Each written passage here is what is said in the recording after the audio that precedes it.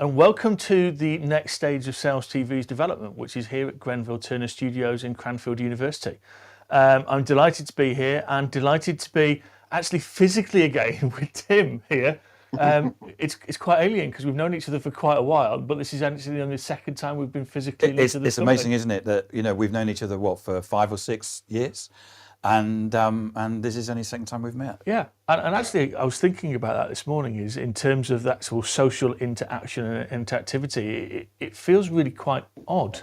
It doesn't feel as natural as before the pandemic. Yeah. That we'd have been hanging out with each other all the time. Yes. And now it's like, wow, it does feel slightly awkward, but. But we didn't shake hands or hug or anything No. like this morning, so we obviously feel that there's an informality there. Yes, that's true, and yes. I feel very. But you've got a great session lined up for us today. So we have, yes, thank you. Yes, so first of all, welcome to Adam. Adam's dialing in remotely, and what we're going to be doing today is that we're going to be talking about the current state of the jobs market, how are job seekers seeing it, how are employers seeing it, and we've got a great guest, Robert Tearle, coming on to talk about that. But first and foremost, I just wanted to thank Cranfield University for the use of their facilities today. It's a great step forward, I think, in the way of using a proper studio for this podcast. Yep. And what we want to do with SalesTV is try and create a psychological safe space for people where they can come on and debate, and what we're trying to do is find the bright people out there who can actually come on and educate.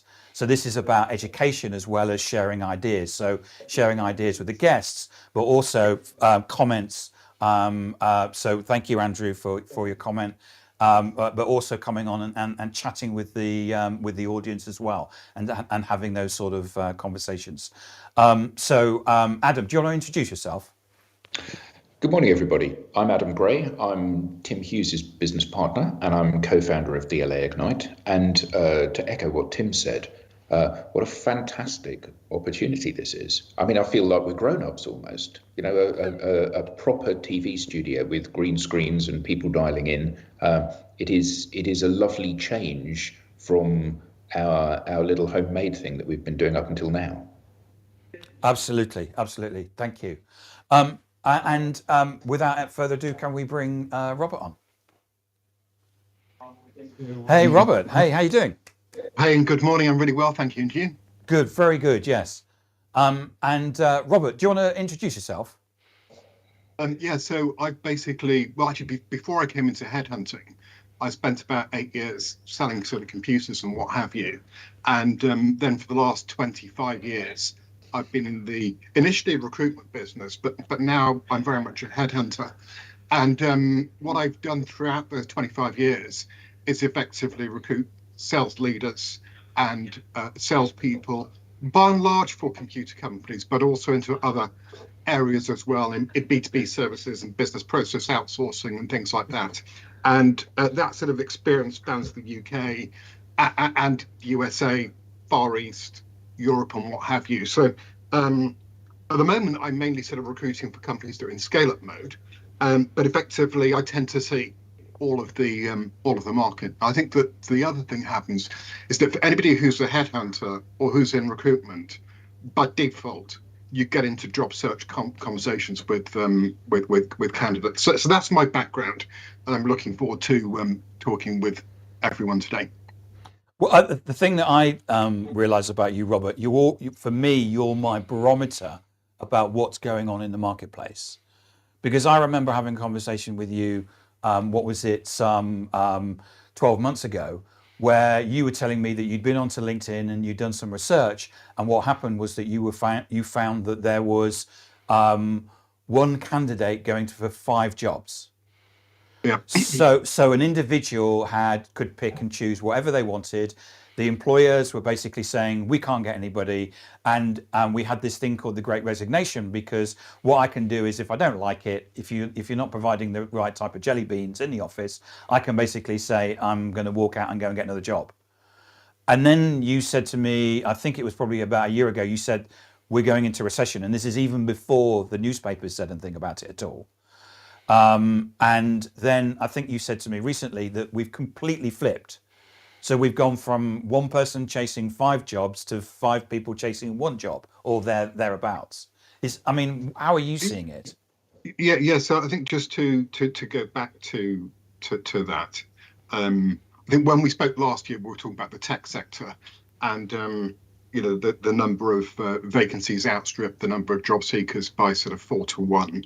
Of course, you don't have to go and recruit somebody who's unemployed, and by and large, what I'm doing is recruiting people who are employed. But just coming back to the point, I looked at the figures this morning. Strangely enough, on LinkedIn, there's 35 million people with a LinkedIn profile in the United Kingdom, and effectively the total number of people working in the UK is 33 million. So it suggests that actually everybody in the UK who's working has got a LinkedIn profile, but not everybody in the UK who's working is actually relevant to use LinkedIn as a sort of platform, which really is for sort of professional and semi-professional types of people.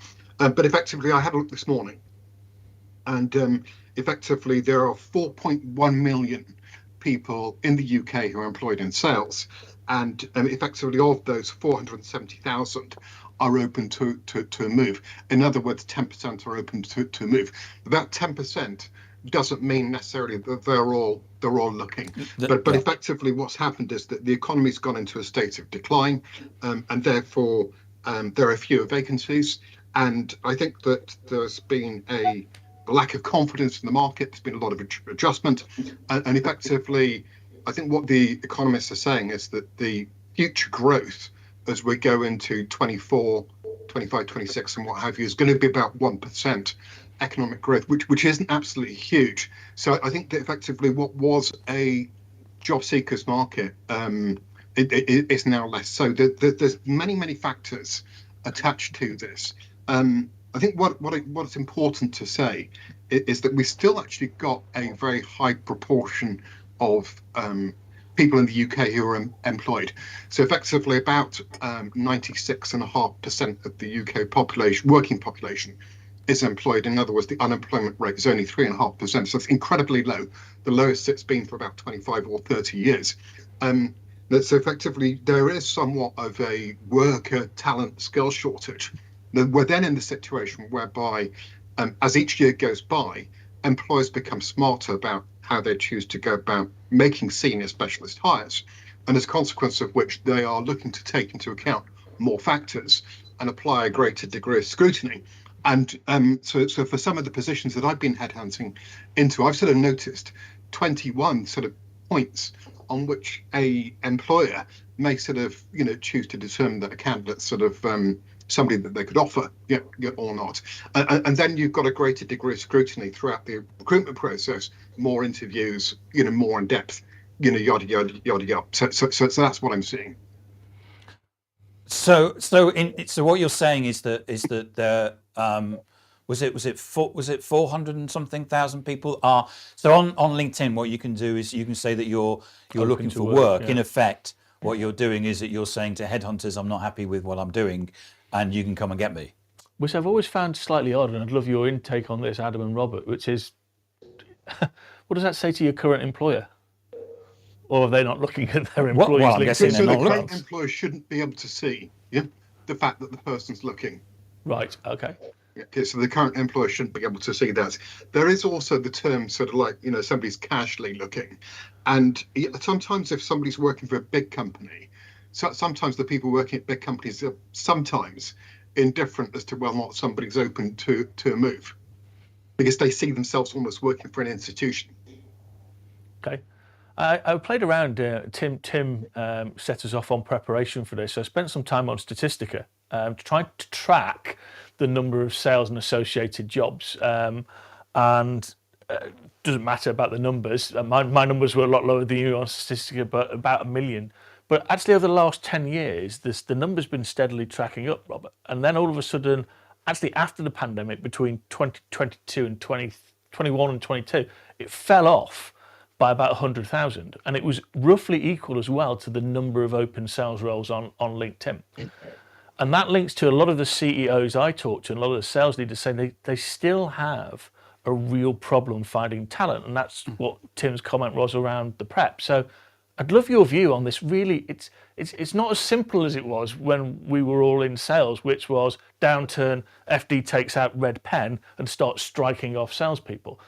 How do we read this market with these different dynamics at play?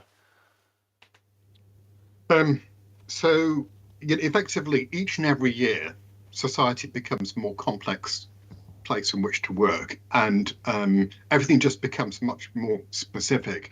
And going hand in hand with that, employers take assessment of candidates become more and more specific. I think when you look at salespeople and sales leaders, employers may be considering some of the following factors when assessing people, and the list didn't used to be as long as this. I'll just share a few with you. Please So do. first of all, got seniority. So is the person an individual contributor? Are they a manager? Are they a manager of managers? Are they a CRO stroke sales director? Are they determining their own strategy, or are they implementing somebody else? So that you've got the level of seniority. You've then got what's the emphasis of the role? Is it new business? Is it account management? Is it channel sales or whatever? And then you've got what's the product type being sold, and what's the market that people are selling into. And for the product type, often you'll have two levels of definition, not just one. So it might be that somebody wants somebody who's in the business application space, but a subset might be HR or marketing sort of apps. We then got the market that's being sold into, and that might be the financial market, and then they may want a subset that basically says it's investment banks. Yeah. So then we've got, sorry? I was going to say it could be financial services and insurance or something. Exactly, yeah. So effectively insurance to banking, two really quite sort of different things. We've then got the company size. So it's a lot of small company employers don't want people with big company backgrounds, and nor sort of vice versa. Yeah. And then we've got the value chain. So effectively, if somebody's selling a product that's got a ticket value of 5,000, that's completely different from selling an outsourcing contract that may have a value of 50 million or a billion, sort of even. So effectively, you've then got various nuances that are sort of taken hold, which are around. You've got sales operations, job types, and other sort of nuances attached to it. And then from an employer's perspective, they're in a situation whereby they will always be looking at the stability of the person and the track record of the person. And this is where it largely sort of falls apart. So from an employer's perspective, hiring isn't easy. If you've got a big brand name, ordinarily that's going to attract people to want to work for you, because a lot of people find that sort of appealing. But if a company's not got a recognizable brand name, it's more difficult to be attracting them in. So can you said you've got a list of things that people are looking at. Could you just quickly rattle through those, Robert? So you've got some other ones which I've not sort of talked about. So you've got a question as to, do you actually like the person? And in recent years, I think a lot of people have become very complacent with regard to how they present themselves to the market in every sort of way. But you've got a likability factor. And you can sort of, when you look at recruitment, you can say, there's three characteristics that somebody's got to possess, which is, can they do the job? Do they want the job? Will they fit in? And the will they fit in can be a cultural thing. But as much of that, it's a likability factor. Do they want the job? Is another sort of, characteristic. And then you've got a sort of salary match sort of dynamic. When I'm looking at people, effectively my job is to go and get the best of the best. That's what I'm paid for. I'm paid for A players, not B players, not C players. And so effectively, I will apply a set of principles that effectively look to mitigate risk from an employer's perspective. And you're kind of in the situation whereby if somebody's been working for a long for a company for a long period of time, let's say 10 or more years, they are a higher risk factor than employing somebody who's worked in their most recent employer for 3 or 5 years.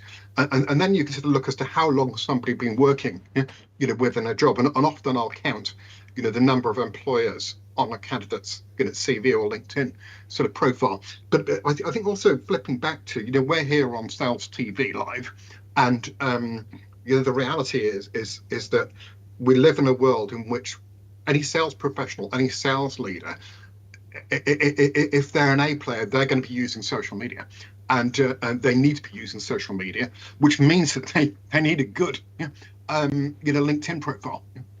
Can I just jump in there as a tangent? Is you just touched on a really interesting point, and it's maybe my biases here, Robert, but I used to look at CVs and go, oh, stability, been there 4 or 5 years. I don't know your view, Tim, but now I look at younger people who are in companies for 18 months. But there's that balance, isn't it, which is between somebody that's been somewhere for 6 months, Yep. and they could say, well, I went there and it didn't work for me. Or it could be ability, you don't know. And then someone who's been there for 4 years, or someone who's been there for 10 years.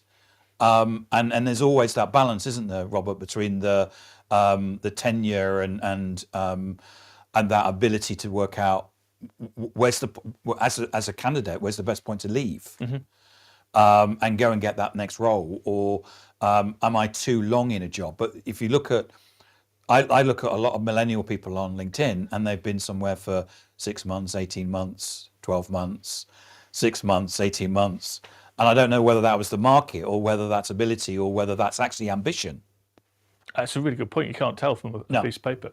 But I mean, Adam, bringing you in if we can, I remember a conversation which we had deep in the pandemic about actually how does a person make themselves more appealing and more attractive to have a customer conversation or any type of conversation using their LinkedIn profile? Well, I think, excuse me, I think that's a really interesting thing, isn't it? Because how you present yourself is markedly different, particularly if you're in sales, is markedly different whether or not you're looking for a job or looking for a customer. Because if you're looking for a job, you would tend to say, I'm a hard-hitting, aggressive, tenacious salesperson and nobody ever gets away from me. And an employer might think that's what I'm looking for, somebody that's a closer, although that's a little bit outdated and old-fashioned now. But equally, a customer or a prospect is never going to want to talk to you if you present yourself in that manner. So I think that there is this kind of approachable versus professional. The more professional, particularly in sales, the more professional you look, the less likely you are to be able to do your job, because you need to be approachable and friendly and a helpful resource rather than somebody that is a sales-focused, number-driven, overachieving, president's club visiting, selling machine. So yeah, there is that kind of dichotomy there. And I think that part of the challenge that people see in terms of how they present themselves on social is absolutely down to this, I'm not sure what is the appropriate way to present myself, because clearly I want to be making my number and achieving in my current role. But equally, I want people like Robert to see that I'm somebody that might be open to a better offer at a more prestigious company or another level of career development. So yeah, it is an interesting paradox in which salespeople who are contributing but are thinking they might want to move on and find themselves. So we've had this comment, which is that this person has submitted CVs to 50 companies but has had no answer. Now, we're going to get on to talking about what it is that we can do to look better to employers, but there's obviously an issue here somewhere where people are saying, or people are applying for jobs and not necessarily getting a response. Yeah, I think that's obviously, and I know people who've been in situations like that where actually they've found a role almost by accident by just having a conversation. Obviously, that person's very proactive. There may be something that's not quite standing out on that CV, which is tough. But yeah, I come back to that point that Adam's been making there around that balancing act. And I can remember a really good friend of mine who was head of recruitment for IBM. And 2009, he went and again, Robert, I'd love your feedback on this. He said, we're not in a global downturn. Everything's wonderful. And I went, are you kidding me? We're in the middle of the biggest financial crisis we've ever seen. And he went, yeah, but every CV I get, they're 150% a goal. So everybody must be doing fantastically brilliantly. Yeah, I couldn't argue with that. I had to kind of like giggle into my coffee when he actually said it. But that's true, isn't it? The credibility of your people on Salesforce is everyone is super successful, customer centric, and fantastic with, processes and colleagues. So how do you pick through that then, Robert? Do you mind if we just step back a second? Yeah. Because effectively what we were talking about is somebody making 50 approaches and not getting any responses. And the fact of the matter is that used to happen 25 years ago and still happens today. And I think is highly undesirable, very unpleasant for people who are looking for jobs. However, unfortunately, that is the way in which the world is. There are some things that people can potentially do to increase their sort of acceptance sort of rates. But first of all, I think let's just show sympathy to that individual, and also say to everybody who might be listening to this, if you're on the receiving line, please, acknowledge CVs. People are grateful. If it is that you simply say, read your CV, sorry, it's not the right profile.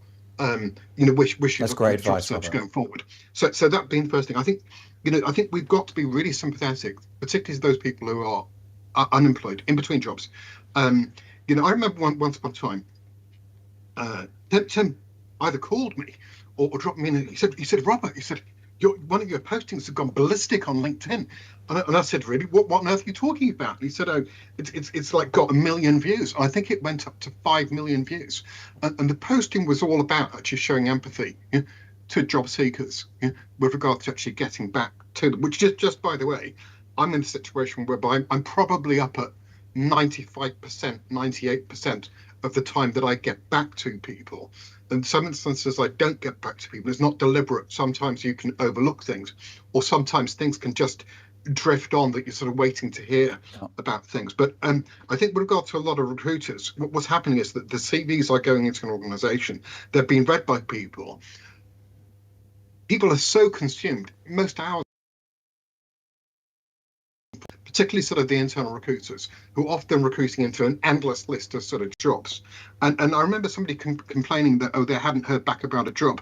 And I remember seeing that actually one recruiter had replied back to somebody at 10 past midnight on a Sunday night. So anyway, look, that is what it is. But I think it's important to pick that up, Robert, because apart from the fact that there's a comment, it's clearly happening. And clearly happening still. And I'm going to say something controversial. I haven't got my glasses on, but I suspect I think I can see, and I think that person's black.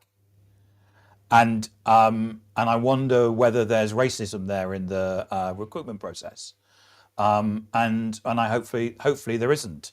I mean, what do you think? Do you see discrimination going on in terms of ethnicity, religion, age, etc.? Sorry to spring a controversial question on you. Yes. We've got to age, yes. Yes. With regards to religion, less so today than it used to be in the past. I mean, don't forget, if you go to London and you're in the city of London, you look around you, the chances are that probably 60 or 70% of the people that are in London weren't born in this country. I'm not talking about what colour they have or whatever. They may be Chinese, they may be French, they could be anything. But effectively, the bottom line being, and I think if you look as to the papers this morning, Kemi Badenoch, was sort of featured. Suella Braverman, you got female leaders, or British sort of British colour, in power. I think much less. So. You look at Rishi Sunak, and we got some fantastic, sort of coloured people. I think that there are more sort of, I just use the term British Indians in a lot of sales jobs than there are British Africans. And I often think, why is that? And I think that we all need support to be brought on in life. I think that we're sort of in a situation whereby the age issue, age discrimination is as prevalent today as it was sort of 25 years ago. And you're kind of in a situation whereby if you're a 60-year-old CEO or a 60-year-old CRO managing a large sort of team, you're kind of in a situation whereby that experience is going to go in your favor. But if you're a 55, 60-year-old account manager, individual contributor, then there's a good chance that that's going to go against you. But with regard to age discrimination, and Andy was talking about this earlier, and saying that young people have got a lot of young people hop around, and the reality is that I think that a lot of we did that in our generation, but I think that in recent years there's been a lot of that because the jobs market has been so buoyant that if they did they gave that job, they could get a new one, blah blah blah. But less so now. And effectively, individuals need to think as to how they build value into their career. On the subject of Cranfield University and anything like it, individuals need to think about, do I have the right qualifications to make my career success, manageable? But you've also got a sort of relationship between age and the value chain. So somebody young you could associate with selling something that's of a lower order value, less sort of complex. And the higher up the value chain that you go, and the more sophisticated the sales approach and the seniority that you're dealing with in companies, then actually age can sort of go in somebody's favour. I think that's a really good point. So I know, Adam, you've been talking about how we focus on a sales team of the week. And I don't know if you saw that the submarine contract that was won this for 2.4 billion, and it just triggered it would be great to go and interview that team. But to your point, Robert, I would imagine they were all quite senior, because I think with regard to the outsourcers and a lot of the big contracts of an outsourcing nature, might be $1 billion, 5 billion, 10 billion or whatever. And I've recruited people who've sold billion outsourcing deals, but the reality is some of those outsourcing deals are not sold by salespeople. It's a team. They're sold by one chief executive talking with another. And don't forget that also comes on to team-based selling approaches. Right. I think in the context of today's conversation, I think it's largely around people with regards to their job search sort of activities. And is it okay if I just push back onto that? Yeah, please do, Robert. And from the context of that, it's a new year, believe it or not, for Cranfield students. We're going to have a lot of people who do a lot of studying here, either MBAs or MSCs full-time, and then we'll go back out into the job market. A lot of them will end up in leadership roles where revenue is important, or going into sales and marketing. So actually, anything that you can give as advice to those guys and the ones that have just left is going to be massively valuable. So I think with regard to, when somebody goes and gets a master's or an MBA, it's not an immediate passport to success, but invariably they should be able to go further, faster. And, then they're at an advantage when promotions are being awarded or when they're interviewing for jobs externally. If one person's got a master's and others got another one hasn't, then that could make a difference. And they're going to be, if they've had the benefit of that education and that insight, they're going to be more convincing in the way in which they operate within a company. So I want to come back to this. Yep. There's a lot of people, from said they go and get a degree in geography, they go and get a degree in history, and then they come into the world of work and they come into the world of selling, and most people want to sort of be progressive. Kind of a situation whereby a degree such as geography or history demonstrates intelligence, great, but it doesn't mean that they actually learn a subject. And I think we're sort of in a situation now whereby anybody who's working for 15 who's going to be expected to work for 15 or more years, they need to start thinking about investing in themselves and their future, and part of that being education. Somebody can go on a training course, or they can get experience working on a project, which those two things help career development. But effectively, there's nothing like a certification. And the other thing being is that when employers sponsor and pay for a certification for an employee, it makes those employees feel hugely sort of valued. So I think with regard to people going into Cranfield or other learning establishments, I think it's a really good thing, and it demonstrates that they're ambitious. And then once they come out of it, just because they've got an MBA or masters and whatever doesn't mean that they're going to get an immediate passport to a job that's the next level up. But once they've gone back into work, if they approach their career and they approach networking and they approach their job correctly, then there's every reason why they are going to accelerate their careers further, faster, Tim, and also improve their long-term jobs. Anyway. Yeah, no, I think that's absolutely spot on. Tim, have you got any more comments from the audience? Jess Flack, who is a great contributor to us in the audience. Do we see discrimination changing with returnships? I don't know how much you deal with that, Robert. Well, basically, you're talking about internships. You're talking about, basically returnships. Returnships would be someone coming back from maternity, I believe. Why would there be discrimination for a black or white or whatever colour, size, denomination? Well, hopefully there isn't because of the law, but I do think there is a bias in salespeople, sales leaders, because they are predominantly white male, and I think that you can't shift that bias, and it's wrong. The ISP years ago did some work with EY looking at diverse sales teams, and found with age, gender, and ethnic background, the more diverse you were actually 7% more profitable. So it's proven, but we just look at things and perhaps I don't think it's an employer's bias. Okay. I think they're just in a situation whereby there's a shortage of talent, and effectively, to employ more women, you need more women coming into the workforce who gain experience, blah blah blah blah. So you're in a situation whereby I think historically women, in the past, they didn't have the same opportunity to come into work as they do today. Yeah. So today it's much more open, much more accessible. But effectively, organisations are very, very pro, women.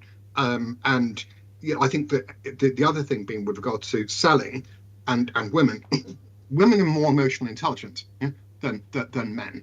And therefore, it's great to have them in meetings, and it's great to have them in leadership positions.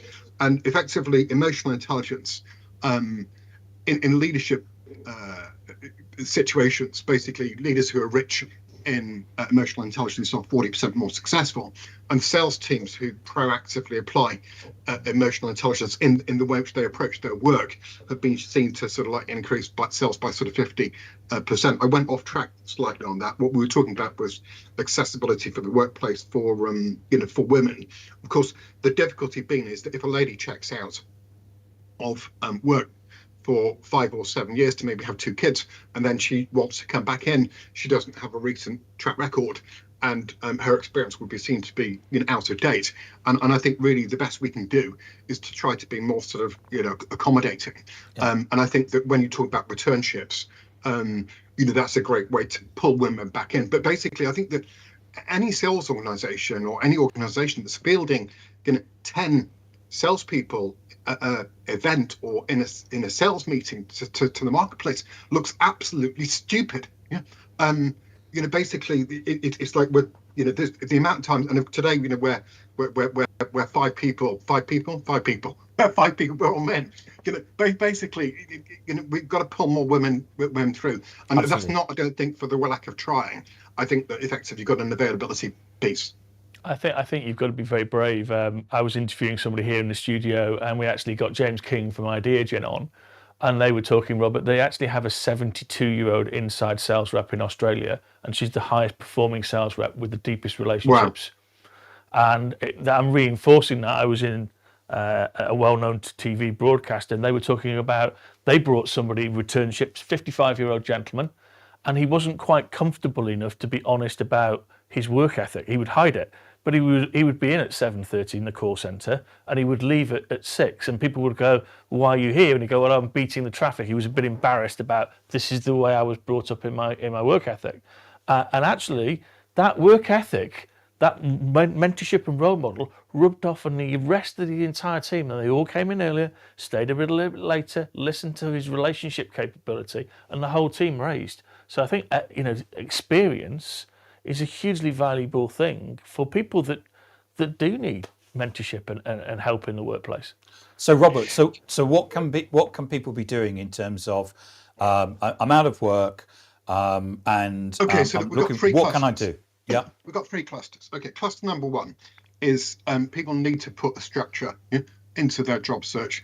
Looking for a job these days is more complex to navigate than it was 10 plus years ago. So they need to have a structure for their job search, which means having a plan. What am I going to do? What kind of jobs am I targeting? How am I going to do it? It also means organizing it so you can record your activity, maybe with a CRM on a spreadsheet. And it also means actually interacting with others, seeking the opinion of others to see what other people have got to say. So effectively putting a structure into your job search. And the final piece of that is around managing your mood and energy level, because anybody who's looking for a job, like the person who got in touch earlier, said they've made 50 applications. And by the way, that's quite small in comparison to a lot of people who might have made 200, 300, 400. So effectively, there's a need to maintain self-belief and confidence. And by the way, absolutely more or less everybody gets back into work. Okay, so people are going to feel pretty bad when they're in between jobs, but absolutely, more or less absolutely everyone gets back into work. The second thing being is that a lot of people that they jump into job search mode and they take the easy approach, and they actually fail to leverage the 5 job search methods. And the 5 job search methods are: 1, be found, which is your LinkedIn profile. And I personally think without actually a strong LinkedIn profile, you've got no foundation for your job search, because effectively, as soon as somebody receives your application, a lot of the time people are going to look immediately at your LinkedIn profile. So you've got your LinkedIn profile, be found. That's item number 1. Item number 2. So Robert, just to say, so as a headhunter, you're saying that every salesperson has to have a good LinkedIn profile. Yes. Thank you. I feel there's a point just you're pick about up to make on there, Tim.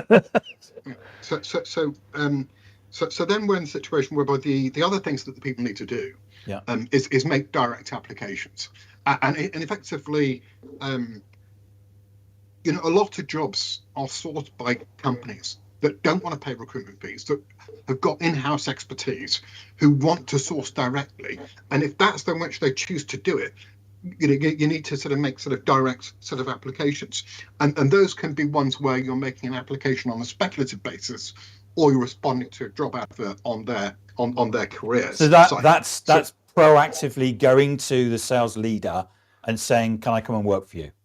Correct. And I'm not saying going to the sales leader saying, "Have you got any jobs?" I'm saying, "Can I come and work for you?" Because that's such a flattering thing to say. You might want to say that. It depends as to which way you want to express it, but yes. Yeah. And they're probably going to respond quite positively to a direct approach, particularly if it's potentially on the phone.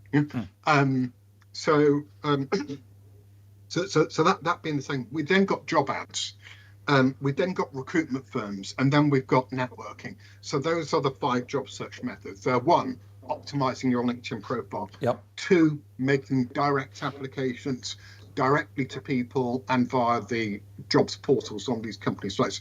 3, using job adverts, applying to job adverts on LinkedIn or whatever the sites are. 4, using recruitment firms, and then 5, networking. Those are the 5 methods of finding a job. And sometimes people will think, "Oh, that method's not for me," but actually, the reality is that those people who use all forms of job search will find a better job faster. There's been research done on that by the company called LHH, which is the world number 1, or was the world number 1 sort of outplacement agency, which is all about professionally guiding people back into work. What was slightly alarming that when Robert said have a really good profile, that Adam started writing down. Then I saw. So, in fact, the thing that I wanted to wind us back to was that Robert said one of the things is that you've taken your BA in geography, and that shows a level of intelligence. But for people that are planning to be in a job for 10 or 15 years, they need to continue to invest in themselves. And the idea that you would have ongoing, more focused training and learning around what it is that you're doing in role, particularly if that is certificated by an external body and supported by your employer, is an incredibly valuable thing for you as an individual, but also to bind you to the employer because you feel some sense of duty because they've helped to educate you and they've footed the bill for that. I was thinking to myself, if only there was such a training thing for salespeople, something which was really pertinent and was was certificated by a professional body. And I'm delighted to be on this journey with you guys. It's very generous of you to mention that. And I'm just delighted because I actually did a geography degree, so I thought you were going to stop at it normally shows some level of intelligence, but not in your case, Andy. So Jess Flack has basically put up a comment and she shared a link in the chat that says that TalkTalk are offering job seekers free broadband for 6 months. So I don't know if that's going to help anybody. I guess that's And I think that's a really good thing to do. I do, yes. It's social responsibility. It is, yeah. It's TalkTalk as a brand. It's difficult to figure out how you impact, but what fantastic way to actually do something positive. And with 5 minutes to go, Robert, what else can people do? So effectively,